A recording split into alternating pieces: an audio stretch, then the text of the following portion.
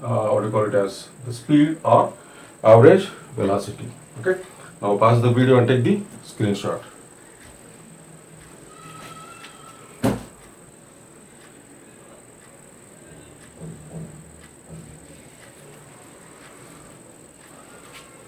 Okay. Let's move on to the next concept.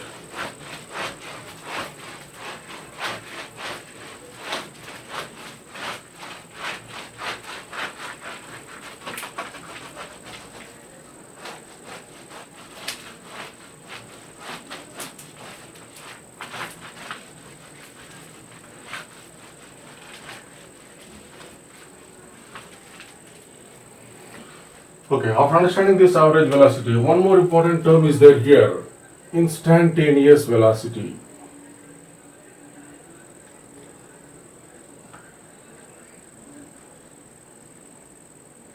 Instantaneous velocity.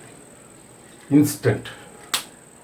I think you might have come across this word instant in your day-to-day life also.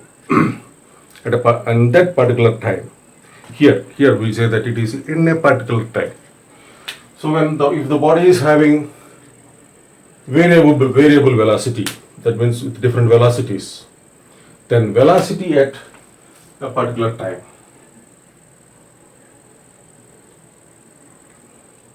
At a particular, we will be saying that as instance, that is particular time. We will be calling it as instantaneous velocity. Instantaneous velocity. And or velocity at a particular point, velocity of a body. Velocity of a body at a particular point. We will be calling this as instantaneous velocity. And here the formula is given as V is equal to ds by dt. Displacement and time. Okay, regarding this ds and dt, about these derivatives, later we will understand it after you learn it in your mathematics. You can easily understand that. So just now you keep in mind that V is equal to ds by dt. Okay, so this is what you call it as regarding the instantaneous velocity. After understanding this uniform speed, uniform velocity, and average speed or average velocity, instantaneous velocity, and let us go with the another concept, that is graphs.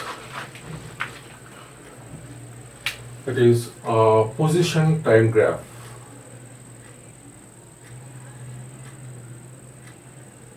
Position time graph, otherwise called as XT graphs. And this is also called as displacement time graphs. They are called as ST graphs. So whether if you call it as the position time graph, or if you call it as the displacement time graph, the concept is same but called with the different names. Okay.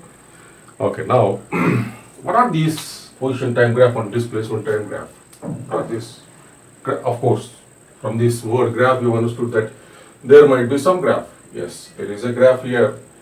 The graph means already we know it is x-axis and y-axis. And if the time is taken on x-axis and the position taken on y-axis, or displacement taken on y-axis, we will be calling as, if it is a position, we will be calling it as xt graph. If it is a displacement, if you are calling it as displacement time graph, both mean the same and give the same meaning and the same result. Okay. Anyways, here, what is the necessity with this graph? You'll understand it after going with some of the points here. You yourself can understand what is the significance or importance of these graphs. Okay, first let us see some of the graphs here. Different graphs, and thereby we can also analyze their importance. Suppose if a body is from a reference point, let us take this as the origin, and from the reference point the body is at some maybe 5 meter,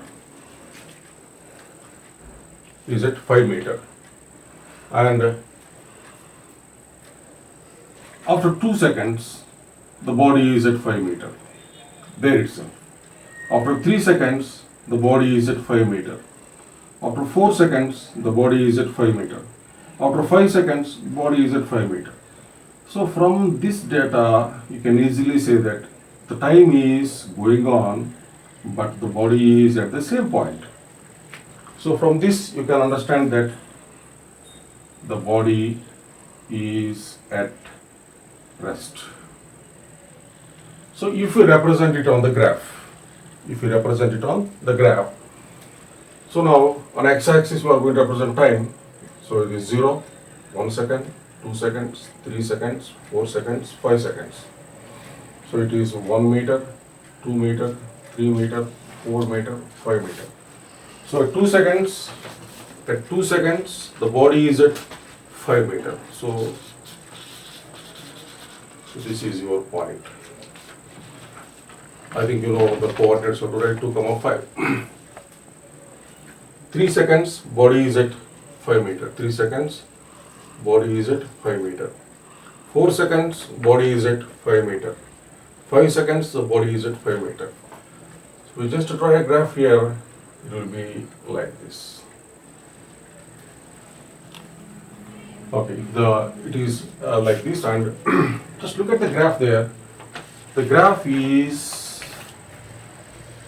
a straight line parallel to x-axis. Graph is a straight line parallel to x-axis. So if whenever you look at a displacement time graph or position time graph and the graph is a straight line parallel to x-axis, then directly you can say the body is at rest. By looking at the data analyzing, you can say the body is at rest. By looking simply at this graph, what is the graph? Position time graph. It's a straight line parallel to x-axis. The graph is, by looking at the graph, you can say the body is at rest. This is an easy way to interpret the motion of a body. Okay. So let us stop our class here. In the next class we will again start with the graphs, and we will go with some more graphs and understand the mini graphs, and thereby you can understand the significance of the graphs and that is the importance of these graphs. Okay. Pause the video and just take the small one here. See you in the next class. Bye. Okay. In the last class, this motion in one dimension, we talked about distance and displacement, right? And there, let me just look at some of the important things what I understood there. So suppose the body is starting from A and reaching B. Suppose it has taken the path like this. The total length, here no need to consider the direction. The total length covered by the body is said to be the distance. And displacement, the length covered by the body in a particular direction. That means if this is the starting point and if this is the ending point, the straight line path drawn and this length in a particular, if straight line means it will be having only one direction. The body is moving in a straight line, always it will be having only one direction, isn't it? So this we will be calling as the displacement. And from some examples we came to know that distance can be 0 and can take only positive values, and displacement can take negative values, can be 0 and can take positive values.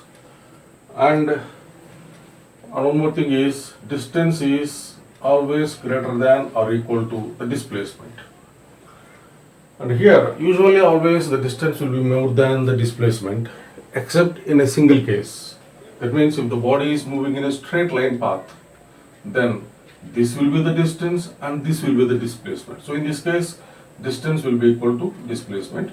And if it is not moving in a straight line path, it means that the distance will be always greater than the displacement. Okay. So this is regarding the distance and displacement. And next we move on to the speed and velocity. Already you might have learned about the speed in your mathematics also when you are just starting from 6th maths onwards. Anyways, in the 9th class also you have learned about the speed and velocity. Anyhow, we have to discuss about it once again here. We will discuss about it once again here. So speed, it is, we just write the speed, you'll be saying this as the distance by time, isn't it? Yes, that's right. So how to just say this as, it is distance moved by the body in a particular time. You'll be calling, you might have learned the definition like that. So here, but here how to just say this when I come to physics, how to just define this, or how to just say it in the form of a sentence, a meaningful sentence for the speed it is. That means, so distance means if the body is changing its position, with respect to time, isn't it? The body is changing its position with respect to time, then we will be calling that as the distance, speed. So now, change in position, this gives you the distance, isn't it? So, and with respect to time, this will be calling as with respect to time. In physics, with respect to time, we will be using a word that is rate. So just we understood that change in position with respect to time. So with respect to time can also be called as a rate. So just I will use this and write the definition. Rate of change of position is the speed. Okay. And because when you talk about the speed, you talk about the distance, and this do not have any direction. So the speed is also, no need to specify the direction for the speed. So speed is, it is a scalar quantity. Speed is a scalar quantity. Okay, now speed is distance by time. So let us write the units for this. Units, we have two systems, that is SI or MKS. SI or MKS is one system here. SI is the modified form of MKS. Another one is CGS. Usually we will be going with these two systems. And SI, it is, distance is meter, time is second. So it is meter per second. Okay. And in CGS, distance is centimeter, time is second. So it is centimeter per second, or you can write like this, centimeter second inverse. This is also written as meter second inverse. In the books, whatever you use for the reference as the textbook or such things, there you will be seeing in this form MS inverse. That means meter per second. Centimeter S inverse, that means centimeter per second. Okay, right. Along with this, mostly we will be using for the speed, one more unit you will be seeing. If you just observe any speedometers, or any, if there is a speed limit is written there, on lorries also you might be seeing there 60 kmph will be written there, or 40 kmph maximum, 60 kmph maximum, 40 kmph, like that will be written. What is this kmph?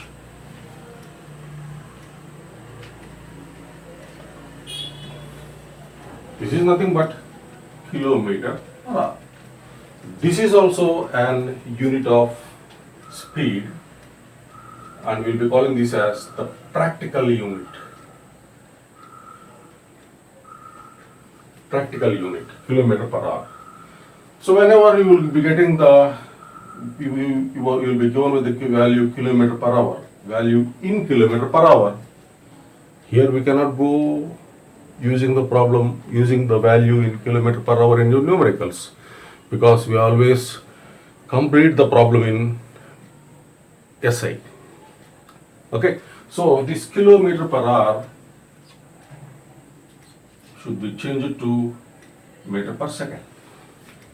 So kilometer means it is, just I will make the conversion here, 1000 meter, and it is hour means to second. Kilometer to meter, hour to second. Hour is 3600 seconds. So it is 2 5s to 18s. So from this we got this as 1 kilometer per hour is equal to 5 by 18 meter per second. Sometimes the value will be meter per second. After completing the problem, you have to show the answer in kilometer per hour. So there, 1 meter per second. Take this to that side. This 5 by 18 becomes 18 by 5. 18 by 5 kilometer per hour. Okay.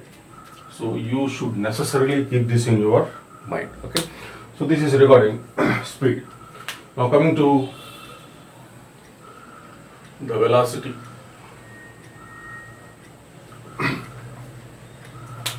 So here speed is the distance by time. Velocity is displacement by time. So from this you might have understood clearly that because it is distance by time, this is a scalar quantity. Here it is displacement by time, and it is having a particular direction. So this also will be having a specified or particular direction. So this velocity is a vector quantity. It's a vector quantity, right? So velocity is displacement by time. So just look here, speed is distance by time. After understanding all these things, just rate of change of position is speed. The rate of change of displacement is velocity. So rate of change of displacement is velocity. And coming to the units, you go with the two systems, SI or MKS, and in CGS, the same thing. Displacement is the length, so meter. Time is second, so meter per second. So like this, CGS displacement is length and it is centimeter, and time it is second, centimeter second. Okay. And one more thing, already told, whenever we come across any physical quantity, certainly we have to go with the dimensions. So meter per second, no, it is distance, length by time, isn't it? So length L by T. So it is L1 T minus 1. That are the dimensions for the speed, and the same dimensions for velocity are L1 T minus 1. Put a bracket to that. L1 T minus 1. This is regarding speed and velocity. Very simple. Speed and velocity here. Speed is rate of change of position. Velocity is rate of change of displacement. So here, speed is related with the distance, velocity is related with displacement. So speed is a scalar, velocity is a vector. And the units here, one more, already we understood clearly, the units are meter per second, centimeter per second. And this is a practical unit, kilometer per hour. And here also we can use this, the same thing. The practical unit for this is kilometer per hour. And we remember from now onwards, 1 kilometer per hour is 5 by 18 meter per second, and 1 meter per second is 18 by 5 kilometer per hour. Okay, so this is regarding speed and velocity. Now pause the video and take the screenshot.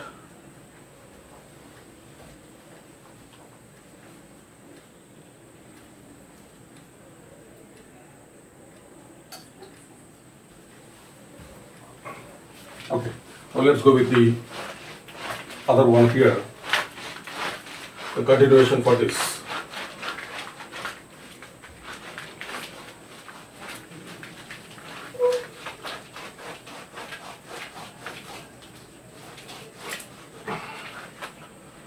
We talked about velocity, and we now will go with uniform speed and uniform velocity. Very easy to understand all these things. The very basic terminology what we will be facing throughout until you go with the physics. Okay, so uniform speed, here let us understand it like this. Suppose if the body is moving like this, so for in 1 second it has covered 1 meter, 1 second 1 meter, 1 second 1 meter, 1 meter 1 second. So like this the body is moving. Now if you just observe this in equal intervals of time, intervals of time means time gap between two events, we will be calling it as interval of time. So in this time interval the distance covered is 1 meter. In this time interval the distance covered is 1 meter. In this time interval, so each and every time intervals, how the time intervals are equal time intervals.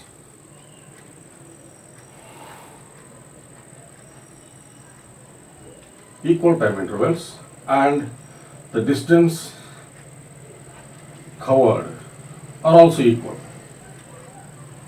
The distances covered are also equal. So equal distances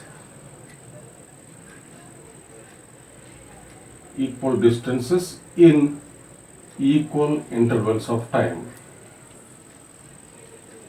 then the body is said to be in uniform. Here we are talking about the distance, so we should be take it as the speed. Okay, now this is uniform speed, and when we are talking about the uniform velocity, equal distances, here the distance is there, it is regarding speed. If you make it as the displacement, then it will be for velocity. It means equal displacements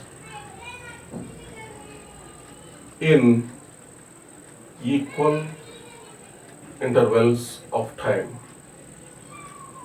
We will be calling this as uniform velocity. Can you call just consider this case, can you call this here, the body is having uniform velocity?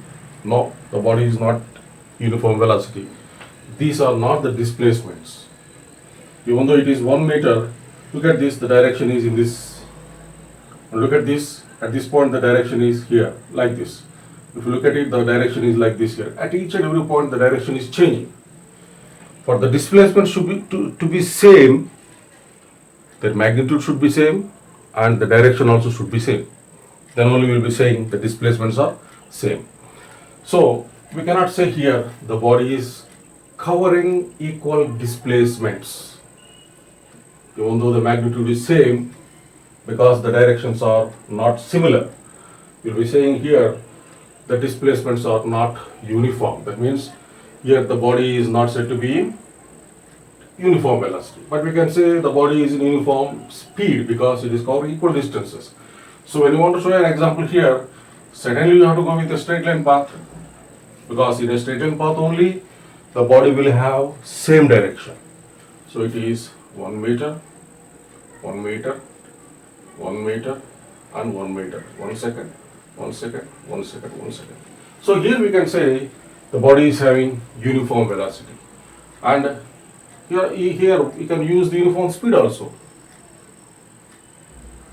because what is the meaning of the uniform speed? Equal distances. Yes, we are no need to bother about the direction here, but here the distance is same, 1 meter, 1 meter, 1 meter, 1 meter. So you can also call it as uniform speed, but here it is, by looking at this, the body is moving a straight line path. We always talk about the body is having the displacement and the body will be having the velocity. So uniform velocity. So like that we'll be saying. And in opposite to this, non-uniform. Non-uniform means, from this easily we can understand, there should not be equal. The body is covering unequal distances in equal intervals of time. maybe the equal intervals of time. This may be same, but here it may be 1 meter, it may be 2 meter, it may be half meter, it may be 3 meter. That means they may not be same.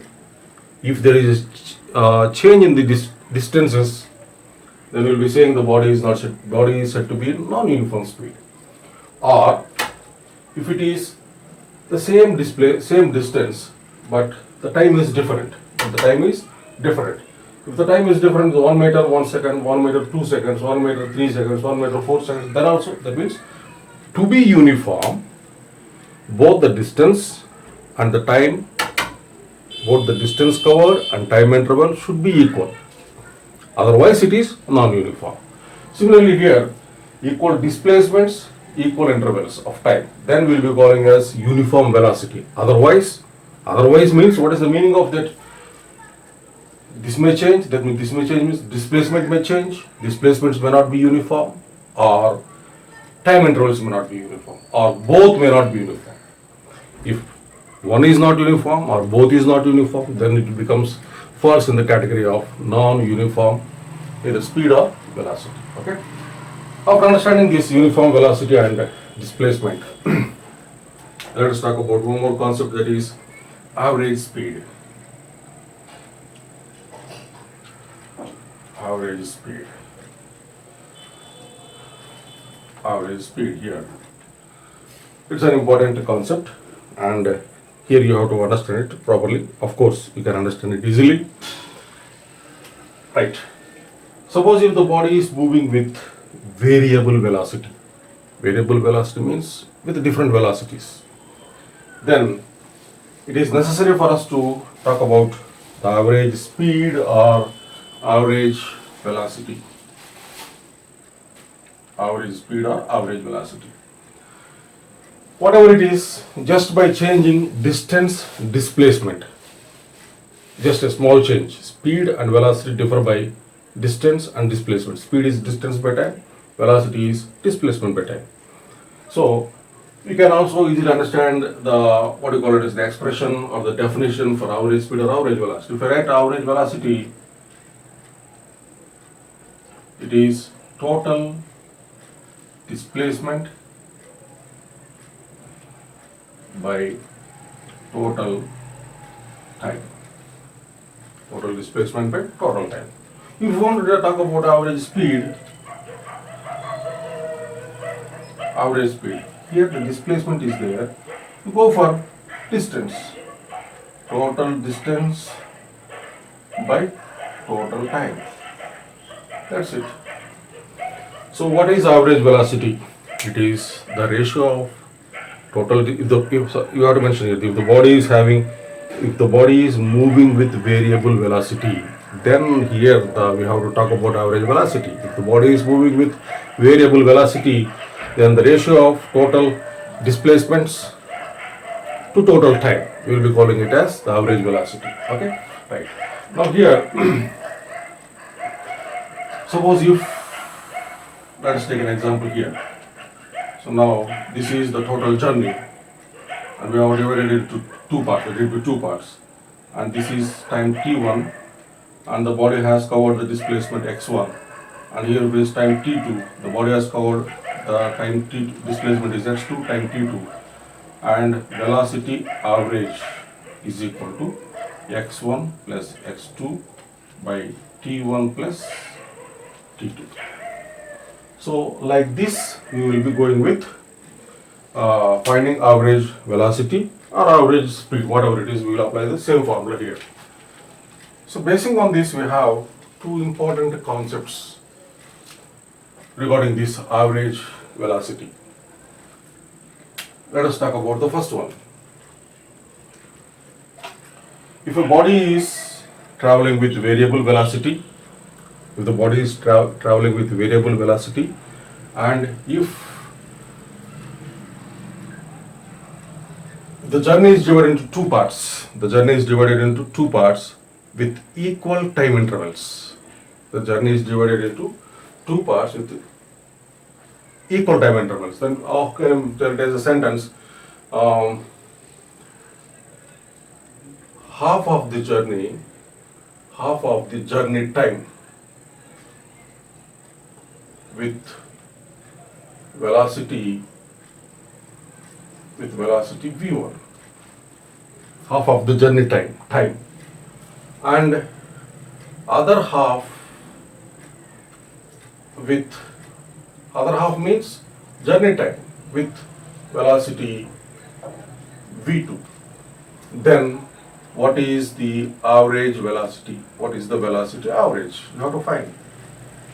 It's a very important concept. Okay. So first we will see what is the derivation further, and you can, after writing the derivation, you will be understanding how to solve the problems of that type, and at the same time you can remember the expression required for us or necessary for us. So for the half of the journey time with velocity v1 and half of the journey time with velocity v2. So now let the total time be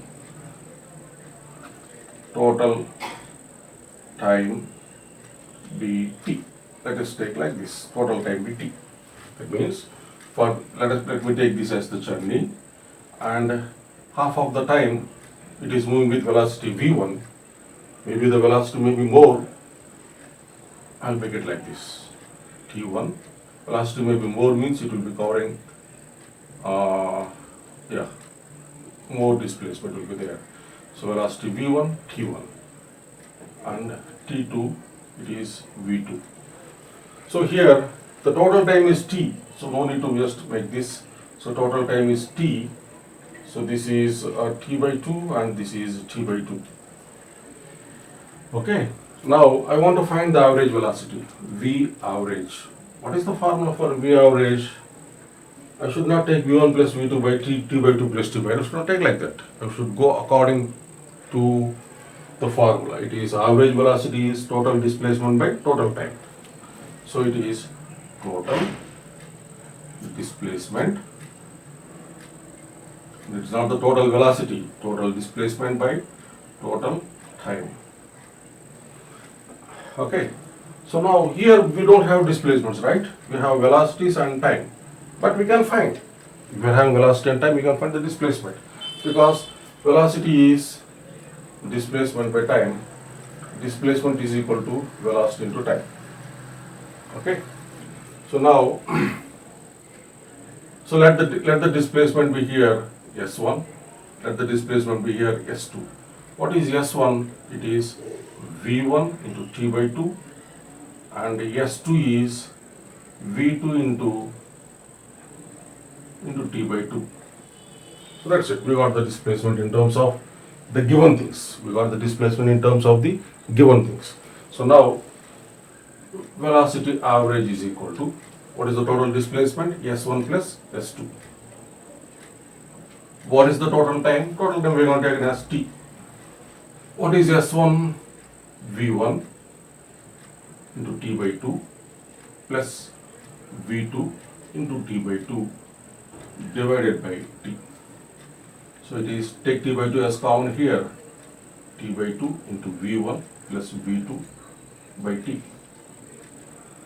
So v1 plus v2 by 2. So this is the average velocity.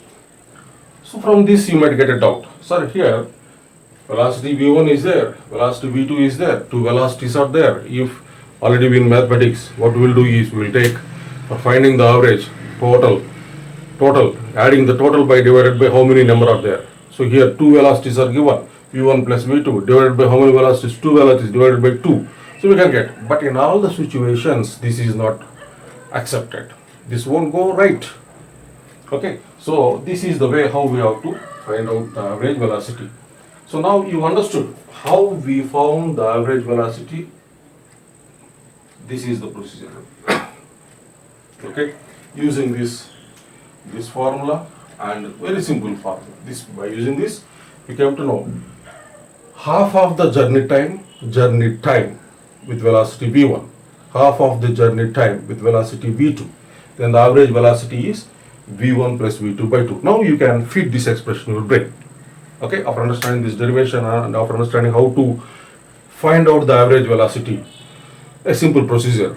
So now you can directly feed this expression to your brain, and well, directly you can use this if you find a problem of such a type or in that situation. Okay, half of the journey time with some velocity, half of the journey time with some velocity.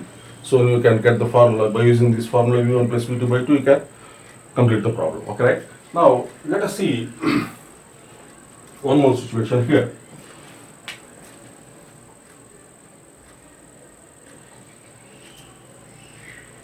So now here there half of the journey time with velocity v1, half of the journey time. Here half of the journey itself, half of the journey is v1 and another half with v2. One half with one journey v1, another half with v2. It doesn't mean that here half of the journey means it is the journey time. These two are little different. Half of the journey means it is half of the displacement or the distance. The meaning of this is that. And let us see the diagram for this. So now equal displacements. So here half of the journey and here it is. So now it is, let this be x1 and x2. So here x1 and x2 are same. So again it is x and x with velocity v1 and velocity v2. Now in this case, half of the journey with v1, half of the journey with v2. What is the velocity average? How we are going to do? What is the definition of, what is the expression for finding average velocity? It is total displacements. Are we having total displacements? No, we don't have the total displacements. Only v1 and v2 are given actually, and divided by total time. T1 and T2 should be there, also not there.